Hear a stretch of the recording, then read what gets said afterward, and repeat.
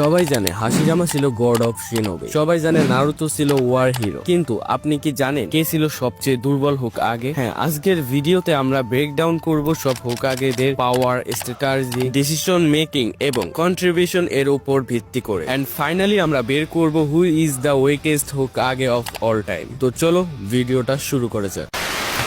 হাশিরামা ছিল legendary god of shinobi. তার would style, Chase mode এবং হাইলি অ্যাডভান্স হিলিং ফ্যাক্টর তাকে অলমোস্ট আনস্টপেবল করে তুলেছিল। কিন্তু এখানেই প্রশ্ন আসে, সে একদিকে মাদারাকে বাঁচতে দেয়, যেটা পরবর্তীতে অনেক বড় বিপর্যয় তৈরি করে। ডিপ্লোমেসি আর দয়ালু মনোভাব হোকাগে হিসেবে ভালো হলেও একজন যুদ্ধকালীন লিডারের উচিত ছিল কঠোর সিদ্ধান্ত নেওয়া। তবে ওভারঅল তিনি ছিলেন একজন পাওয়ার হাউস লিডার। তোবিরামা ছিলেন এক্সট্রিমলি টেকনিক্যাল এবং ইনোভেটিভ হোকাগে, যেমন ফ্লাইং থান্ডার গড, ইডো টেনসাই এবং শ্যাডো ক্ল্যান সব এই লোকের সৃষ্টি। কিন্তু তার সবচেয়ে দুর্বলতা ছিল উচিয়া ক্ল্যানের প্রতি ডিপ রুটেড ডিস্টার্স। অনেক পলিটিক্যাল ডিসিশনকে নেতিবাচক ভাবে প্রভাবিত করেছিল। তার শর্ট টার্ম লিডারশিপে ভিলেজ সেফ ছিল, কিন্তু লং টাইম ইম্প্যাক্ট ছিল মিক্সাইড।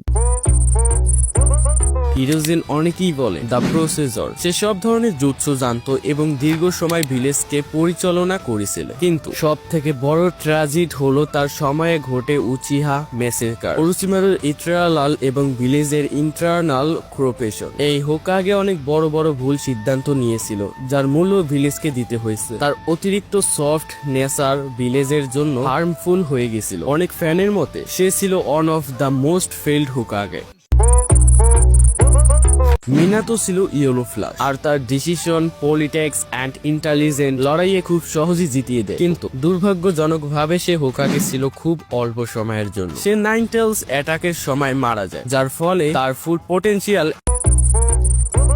সুনাদে ছিল লেজেন্ডারি সানি, আর তিনি ছিলেন হিলার আর একজন ডক্টর এবং ভিলেজের প্রথম ফিমেল হোকাগে। তার মেডিকেল সিস্টেম ভিলেজকে অনেক শক্তি দিয়েছিল, যেটা আমরা দেখতে পেয়েছিলাম নারুতো ভার্সেস পেইন। কিন্তু সে শর্ট ফাইটে খুবই দুর্বল, আর তার কাছে অত বেশি জুৎসু ছিল না মাস্টার করা। আর পেইন অ্যাটাকে সে অসহায় হয়ে পড়ে এবং শেষমেশ নারুতোকে ডাকতে হয়। আর বেসিক্যালি সুনাদে চায় না যে নারুতো ভিলেজে আবার ফিরে আসুক। সো যাই হোক, তার ব্যাটেলের কমান্ড এবং তার লিডারশিপ অতটা ভালো অবদান রাখেনি।